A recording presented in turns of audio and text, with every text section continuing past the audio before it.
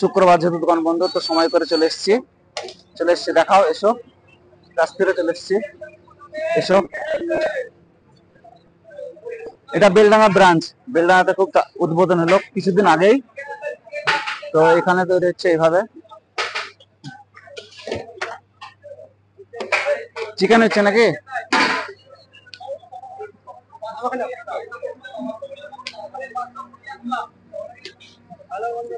ভাইয়ের ইন্টারেস্ট আছে।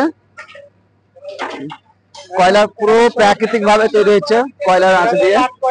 হ্যাঁ, আলবাম। তো যাই হোক, চলো যাওয়া যাক। এসো এসো এসো। ইনি ম্যানেজার এখানকার। ভাইজান নিচে যাবো? কোথায় বসবো বলেন? আচ্ছা, নিচে যাচ্ছি তাহলে।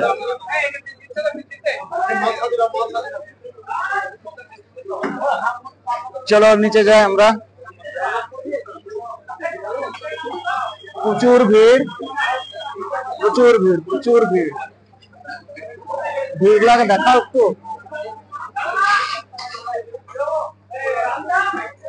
এইদিকে যাই একবার, এসো।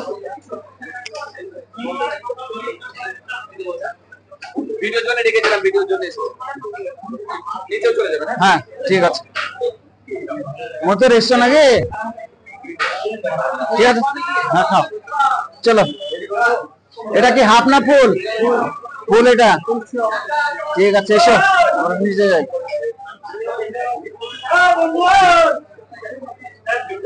প্রচন্ড ভিড়, তার মধ্যে এলাম।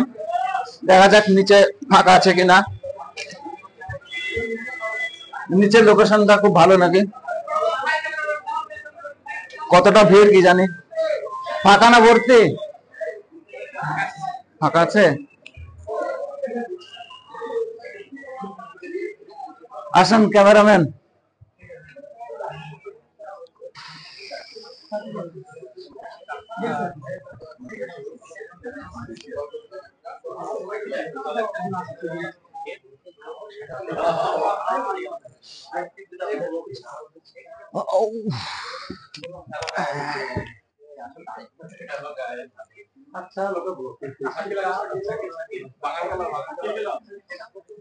সবই পারা।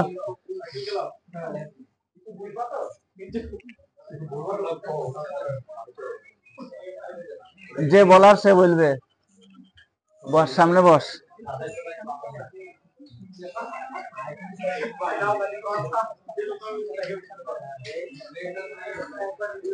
দে আমাকে দে।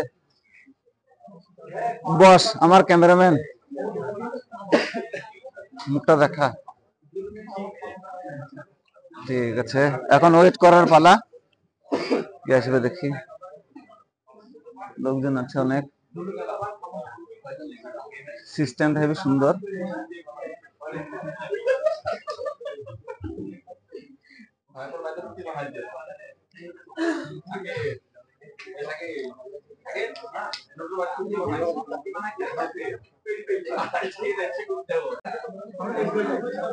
এখন ওয়েটিং এর পালা। দেখি লোকজন আসুক, এদের আসলে অর্ডারটা করব। তারপরে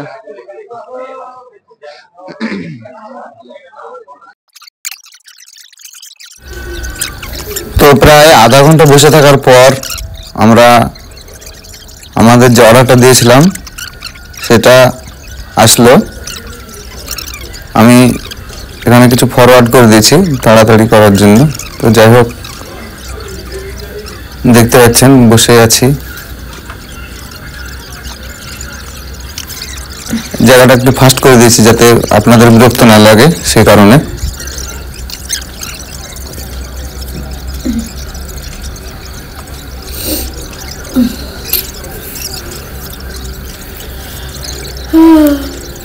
তবে একটু ধৈর্য ধরে খাওয়াটাই বেটার, কারণ ভালো খাবার তৈরি করতে বেশ টাইম লাগে। সে কারণে আমরা একটু বসেই ছিলাম। প্রায় আধা ঘন্টা ধরে বসে থাকার পর আমাদের অর্ডারটা সার্ভ করে দিয়ে গেল। দেখতে পাচ্ছেন চলে এসছে খাবার। তো যাই হোক, আমরা দুজন গিয়েছিলাম, তো দুজনকেই দেখাবো বলে আপনাদেরকে দেখাতে হবে। সে কারণে আবার আমার অপোজিটে আমার পরিচিত একজন ভাইপো, রানী হার্ডওয়্যার মানে দুধ ফার্মের সামনে যে বাবলু ভাই আছে তার ছেলে, এখানে দেখতে পাচ্ছেন এটা বাবলু ভাইয়ের ছেলে এসেছিল, ও আমাকে চাচা চাচা করে। তো যাই হোক, ও বললো চাচা আমি ভিডিও করে দিচ্ছি, তোমরা খাও। তো ভালো লাগলো। তো আমি খাওয়ার আগে ওদেরকে একটু খাওয়ালাম, বললো হ্যাঁ টেস্ট ভালো আছে। যাই হোক, এরপরে আমরা আরম্ভ করলাম, দেখতে পাচ্ছেন। তো সামনে দিলাম খানিক, আমি খানিক নিলাম। আমরা ভেবেছিলাম যে হাফ নেব, হাফের দাম ছিল 270 টাকা। চিকেনটা অনেকটাই দিয়েছিল, কিন্তু ভাতের পরিমাণটা যাই হোক একটু কম কম ছিল, যেহেতু ওদের সিস্টেম এটাই। দুজনের জন্য চিকেন যথেষ্ট, আর ভাতটা খাপসা ভাত যেটা, সেটা পরিমাণে একটু দুজনের জন্য যথেষ্ট নয়। আমরা তো অ্যাকচুয়ালি ওখানে কি টেস্ট আছে টেস্টটাই অনুভব করতে গিয়েছিলাম, তো টেস্ট বেশ ভালোই ছিল। দেখতে পাচ্ছেন ভাই আর একজন আছে যে দেখে দেখে যাচ্ছে। তো খাওয়া হোক, তারপর আবার বলছি।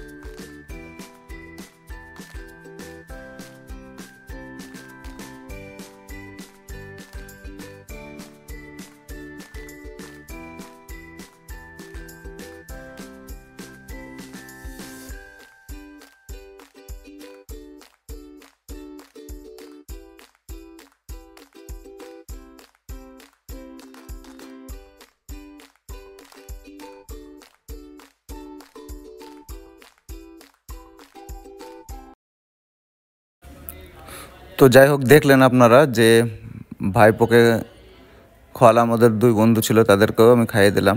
আসলে সামনে একজন কেউ খাবে, তার অপোজিটে কেউ বসে থাকবে, এটাও ঠিক দেখায় না। ওই কারণে ওটা একটু ওদেরকেও টেস্ট করালাম। ওরা বললো যে হ্যাঁ ভালো, খাবার নিয়ে কোনো সন্দেহ নাই, মানে একদম পরিষ্কার এবং খুব টেস্টি খাবার, এটা স্বীকার করতেই হবে। যেটা মেন ব্যাপার সেটা হচ্ছে খাবারটার গুণগত মান কীরকম, সেটাই আমরা ওখানে চেক করতে গিয়েছিলাম। তো সেদিক থেকে একদম 100-র মধ্যে 90-95 যেটাই বলবেন সেটা পারফেক্ট দেওয়া যাবে, অসুবিধার কিছু নাই।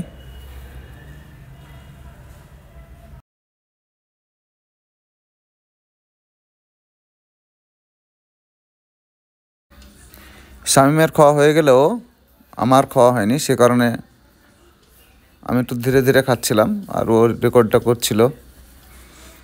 আমি একটু স্লো খাই, যাই হোক যার যেরকম খাওয়ার অভ্যাস। আমার স্লো খেতে একটু টাইম লাগে, সে কারণে আমার খাওয়ার ভিডিওটাও আবার রেকর্ডিং করছিল নতুন করে।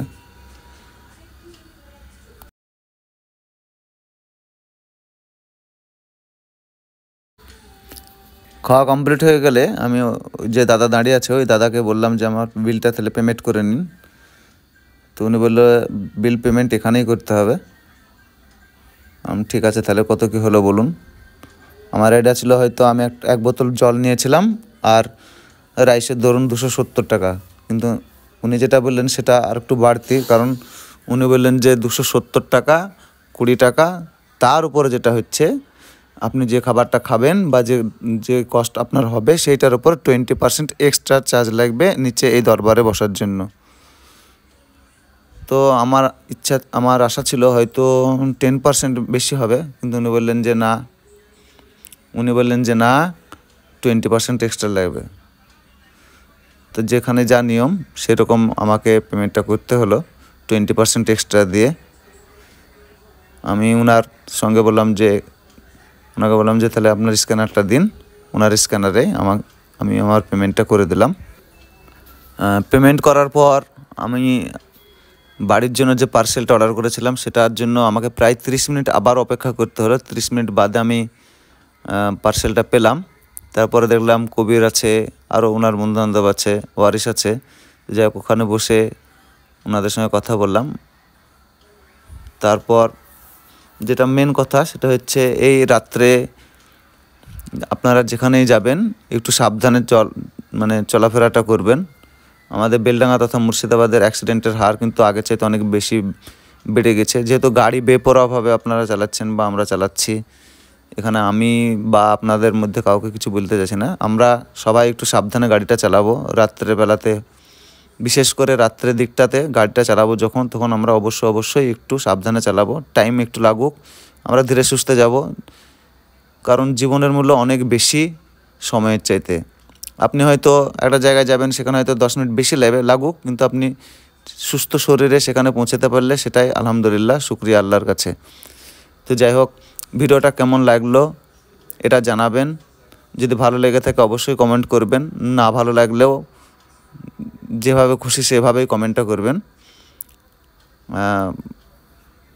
আর এই ধরনের নতুন নতুন ভিডিও পেতে হলে আমার চ্যানেলটাকে ইউটিউব থেকে দেখে থাকলে সাবস্ক্রাইব করবেন। ফেসবুক থেকে দেখে থাকলে মোহাম্মদ নজিবুর রহমান ফেসবুক প্রোফাইলটাকে ফলো দিয়ে রাখবেন, যাতে আমি নতুন করে আপনাদের জন্য আরও ভালো ভালো ভিডিও করতে আগ্রহী হই এবং আপনাদের জন্য ভালো ভালো ভিডিও নিয়ে আসতে পারি। তার জন্য আমাকে অবশ্যই সমর্থন করবেন। সুস্থ থাকবেন, ভালো থাকবেন। আসসালামু আলাইকুম।